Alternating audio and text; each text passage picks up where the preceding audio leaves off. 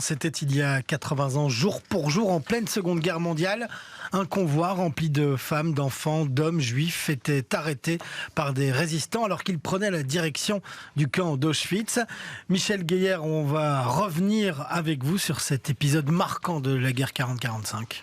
Oui, c'est le 19 avril 1943. À ce moment-là, les Alliés sont en difficulté en Belgique occupée, eh bien, les gens ont faim, les gens ont peur, mais certains ne veulent rien lâcher. Parmi eux, Yura Lifshitz. Il a 26 ans. C'est un jeune médecin bruxellois d'une famille juive. Il travaille comme représentant parce que, sur ordre des nazis, l'exercice de la médecine lui est interdit. Il fréquente aussi un atelier d'artistes avec d'autres libres penseurs, celui de Marcel Astier. Là-bas, on philosophe, on écoute en pirate la BBC. Parfois même, on distribue des tracts hostiles aux Allemands. À l'époque, il y a déjà eu une enquête très discrète à Auschwitz et quelques évadés qui ont prévenu. On sait donc qu'il y a, en terre ennemie, des camps de la mort où l'on déporte des Juifs pour les tuer.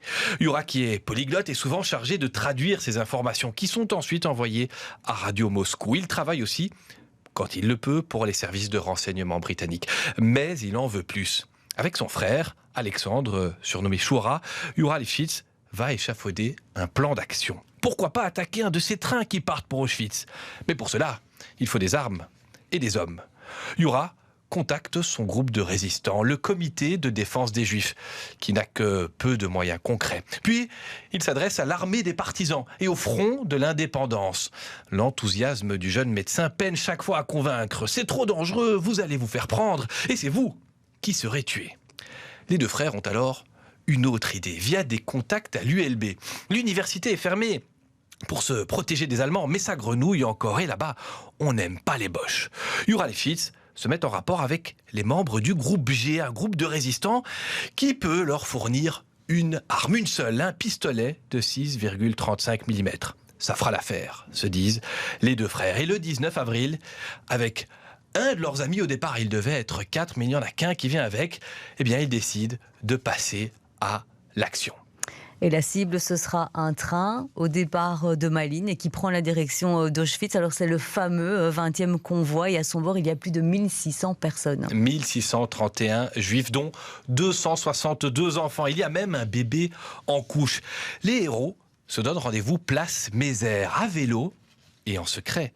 Ils commencent par emprunter la chaussée de Hacht et puis ils se rendent jusqu'à Boort-Meerbeek en Flandre. Ils ont sur eux un pistolet, 7 cartouches et une lampe tempête. L'endroit a été bien choisi car il y a là un virage important qui oblige le convoi à ralentir. Mais une fois arrêté, la sinistre Schutzpolizei, dont les hommes sont postés sur le toit, ouvre le feu. Un résistant réplique « Il a 7 cartouches, on le rappelle, pendant que les autres ouvrent les portes. Fuyez, sauvez-vous » lance-t-il.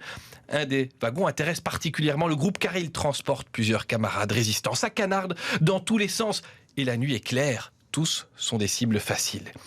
Intervient alors le conducteur du train. Il n'était pas prévenu, mais il décide, à grand risque, de leur donner un coup de main. Albert Dumont, c'est son nom, comprend tout de suite qu'il se passe quelque chose. Alors, il décide d'appliquer à la lettre la réglementation ferroviaire. Il met sa locomotive au pas pour franchir chaque passage à niveau. Il ralentit dans toutes les courbes. Il s'arrête même une demi-heure à un feu en attendant une signalisation adéquate.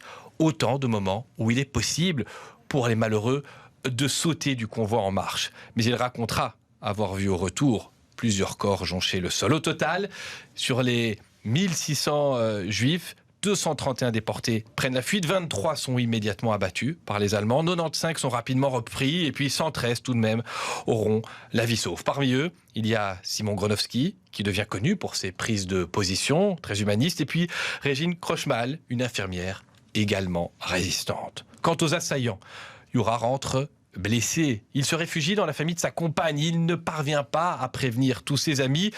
Dénoncé par un infiltré, il est arrêté au mois de juin, torturé par la Gestapo.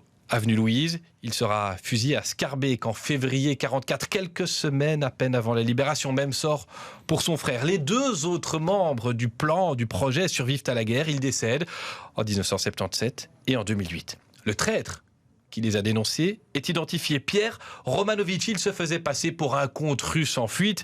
C'était en fait un délateur nazi. Après la guerre, il est jugé et condamné à mort. Le pistolet l'unique pistolet de l'attaque, et la lampe tempête sont aujourd'hui exposés à la caserne d'Aussin. Et puis avec la publication du Faux Soir, quelques mois plus tard, en 1943, on le rappelle, l'attaque du 20e convoi, c'était un acte presque unique dans l'histoire de la résistance au nazisme. Ça s'est passé chez nous, en Belgique, à Bruxelles.